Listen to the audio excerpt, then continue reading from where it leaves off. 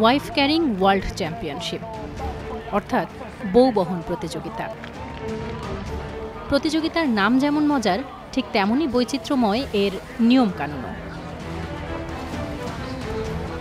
স্ত্রীকে কাঁধে নিয়ে দৌড়াতে হবে দীর্ঘ পথ, পানি, কাদা, গাছের গুঁড়ি ডিঙিয়ে পাড়ি দিতে হবে ৩০০ মিটার দূরত্ব।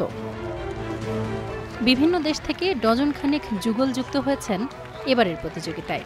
লড়েছেন এই কঠিন যাত্রায়, নানা প্রতিকূলতাকে ছাপিয়ে পৌঁছেছেন লক্ষ্যে।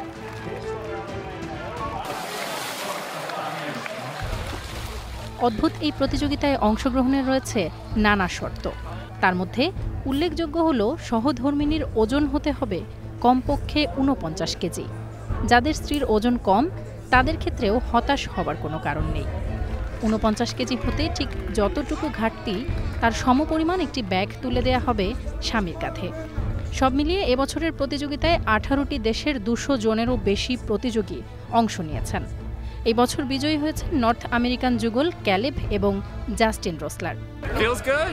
She did a great job. We went underwater and she didn't panic. So we're happy. She did a good job.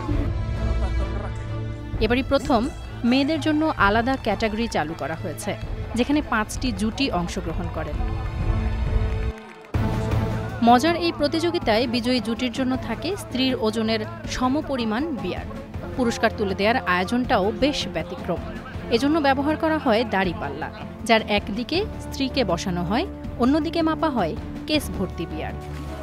তবে অংশগ্রহণকারীরা জানান, কেবলমাত্র আনন্দের জন্যই ওয়াইফ ক্যারিং ওয়ার্ল্ড চ্যাম্পিয়নশিপে নাম লিখিয়েছেন তারা।